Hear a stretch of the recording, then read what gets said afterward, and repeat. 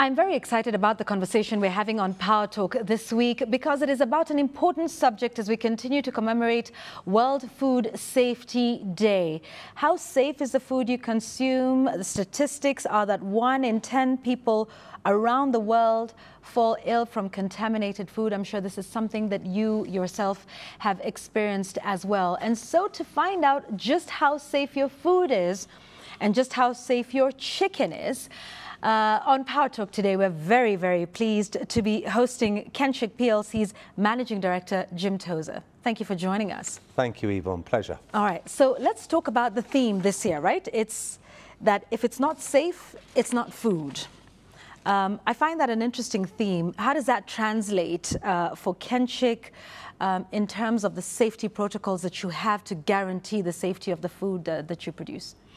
Well, to start with, it's our belief, my belief at Kenchick, that every consumer should know the provenance, where their food came from, and should ask the right questions about how it was produced, reared, processed and delivered. And for us and myself at Kenchick, it is vitally important. I think we have a good discussion with the consumer and allow them to ask questions about how and where their food has come from. It's their right, and it's food safety and it's human safety. Yeah.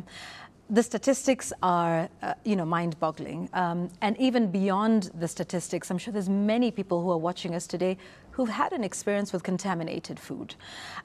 So let's talk about what Kenchick is doing, to ensure that the food is safe from farm to fork and throughout your entire value chain. Well, we're a brand, so we're in the public eye. We've been around for 40 years. But the genesis of the business was always set out to ensure that we could produce food which was traceable all the way through from the grandparents to the parents and right through to the consumer. It's something which is done globally by organisations similar to us, and I believe every business and company should do it and be very open about it to the consumer. Effectively, we can trace every single cut of meat, even our day-old chicks, which we supply to our farmers. Every single cut, we can tell the consumer exactly how it was produced, what food it was fed, the quality of the water, the environment it was in, the cold chain process, right the way through to the shelf or the delivery that we make to the consumer. And it's that trust which we believe is important, that the consumer yourself knows exactly how their food has been made. Yeah. And they feel free, safe, and trust to eat it. Yeah, and the safety standards for food are, around the world are known and pretty standard. But are there some specific, challenges that are faced in Africa, in Kenya, in this part of the world? Well, I think so. We certainly adhere to many global standards, with the ISO, the FSC 22000. There are numbers and acronyms, many of them. And those are ones we put in place personally. Yeah. We do supply, obviously, international food chains, hotels, quick service restaurants, which do demand such. Yeah. So we are already in that space. There are others as well, which are, I think, is very simple legislature, which can be done between private and public with the government to ensure that food safety standards can be rolled out across the farming and the production environment. Yeah, there's certain challenges, but perhaps that might be peculiar to Africa or to Kenya, cold chain storage. And this is just talking about food safety in general, right? Correct, correct. Yeah. I mean, we have small-scale operators, yes, all striving to making a living out of agriculture, whether it's produce or whether it's meat production. But there is the opportunity there through government, through ourselves, to help them. We have guys in the field educating customers, farmers about their production methods, the slaughtering methods, how to store. But that cold chain is really important. Keeping that piece of produce fresh, right the way to the consumer is quite often, albeit where the production starts and ends, is where we find a lot of issues when we talk about food safety. Yeah, let's talk a little bit here, Jim, and I'm sure you've heard this about broiler meat, broiler chicken. Yes. That the chicken is fat, that it is fed certain types of food that steroids are pumped into it, there's growth hormones and all these sorts of things that makes the chicken that way, and therefore it is not safe for consumption for your children, for your family. Let's understand and perhaps get to understand and demystify this myth around broiler chicken that it is no longer safe for human consumption. Yeah, it's out there. First and foremost, Yvonne, there are no hormones and steroids used in the poultry industry, I think globally, let alone in Kenya, let alone in Kenchik. Historically, many years ago, they were used. Today, the modern broiler chicken grows at a relatively fast rate that actually using steroids would be a financial disaster. You'd have to administer them virtually every single day, and to be honest, they'd have little or no impact. So it's something to demystify, but it's out there, it's in the public space. We even see people putting it on their packaging saying hormone and steroid free. Yeah. And actually, they're using that sort of methodology purely because there is a concept in people's minds that it is used. The bird, the animal grows perfectly well without it, and it would be absolutely pointless to use such products going forward. Yeah, and you hear broiler versus roadrunner chicken. Yeah. Or kienyeji chicken, as we call it here, and you know, what's safe and what's not. Even when you take a look at the cut of the meat, there's, you know, ways people describe it to say that this can't possibly have grown naturally. Yes. Yeah. And it's genetics, you know. There's been a demand for protein still growing globally. The larger genetics companies have understood and listened to the consumer. Cheaper protein is needed. We still do not eat enough protein, certainly in this part of the world, per capita. Vitally important. And they've met the demand of that, and that is to produce a faster growing bird, adaptable to conditions. Okay. What does it cost? And maybe not in raw numbers, but when you take a look at the cost to produce that, and then some would look at the price point of Kenchik products and say, well, it's, you know, slightly above, you know, the lowest end of the market, and people would say, okay, well, that's expensive, or you see they're doing something and so they have to recoup their costs. What would your, how would you explain why your products sit where they do in the market? Well, we've got significant investment into our business in terms of our operations. We've set ourselves out as a global standard in terms of what we do. The costs involved are, it's our systems and processes, it's our people, it's our training, it's the development.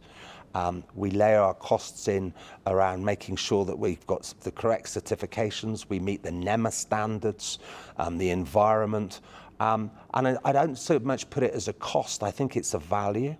And I do believe that if everybody else had to come to our level, you would find that there will be a similar price for broiler meat across everywhere, not just what you see from Kenchik. Okay, value rather than cost. Value, absolutely. Okay, yeah. That's a good way to put it. So now that we're taking this moment to educate consumers about food safety, what would be your rallying call? How can consumers, one, ensure that the food that they're consuming is safe?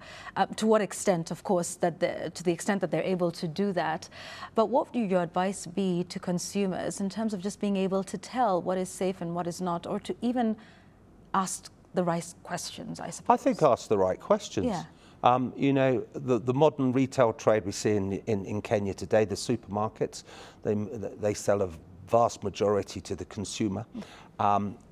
There is quite often unbranded product available in those supermarkets in the butchery chains, and it's for somebody to say, please, can you tell me what's the source of this meat? Where did it come from? Yes. We'd love to say that you just go and buy Kenchik branded product everywhere. We are supplying many of those retail outlets, but it's to say, where did it come from, and what standards are you adhering to here to ensure that this food is safe and trustworthy to eat? The whole chain, where it came from, your cold storage, all those areas. The animal welfare of how that animal was reared is so important. Okay. Because that impacts around things like antibiotic use, and you know, we've got a global issue. Yeah. Poor looking after management of animals reflects on a sick animal. You use antibiotics, they may be used indiscriminately. There's still residues in the meat thereafter, and you'll find that that can come right the way through into the food you consume. Right, asking the right questions. Asking the right questions. Okay. Yeah, really put pressure. Yeah. Yeah, I do it. Yeah. Yeah, I ask the same. Do you? Well, where's this come from? Okay. Over a restaurant. Who's supplying your meat? Where do your vegetables come from? You know? Right. Yeah. Okay. Yeah, I think it's an absolute right. Okay, And we need to raise awareness by the Yes. consumer. They have the right to understand where their foods come from and the provenance of it. Yeah. Absolutely. And while they're doing that on their end, you know, government and authorities need to put in the right, you know, regulatory processes, Correct, right? yeah. So what role do you think certifications, regulatory partnerships play in ensuring food safety for your products and for others in the market? Absolutely. We work very strongly with government, the various departments in livestock and agriculture, the DVS, great partnerships there. And we would love to form a much more stronger private-public partnership where we can be the advocates and help to put legislation which isn't punitive or penalising to producers, but can lift them up levels and actually make their produce more available and to a wider audience as well. There's a great opportunity there. Yeah, lots of working together, private-public partnerships in that regard. As we close, Jim, talk to us about why your products stand out in the market and why it is important for us to just, you know, reiterate that call about asking the right questions. And can we ask those questions of Kenchik products as well? Every single day, yes. I mean, we have a purpose, which is to enable shared prosperity through sustainable food production. So we want, obviously, ourselves to share in prosperity and our producers. We've got farmers who produce for us, and sustainable food production. Systems that work consistently to produce high quality, trustworthy food of known origin. And ask the questions, continue. Ask Kenchik. We're very, very open, yes? Very open. So I can trace my chicken? You can. My eggs, bring right down to... Bring me a cut of meat. I bring a cut of meat from Kenchik and I will give you its history. Okay. Yeah, everything which we've done. You can come back and track the records for us. And we are audited on that as well. Yeah, okay. Yeah. All So right. it's not, I'm just making it up. Okay. Good stuff. Thank you so much for educating us and enlightening us on food safety standards. We thank you for your time here on Power Talk. It's been a pleasure. Thank you. Great. So how safe is your food and what are the right questions to ask? That's Power Talk with Jim Tozer, who's the Kenchik PLC Managing Director, speaking to us on food safety standards. If it's not safe, it's not food. That's Power Talk this week.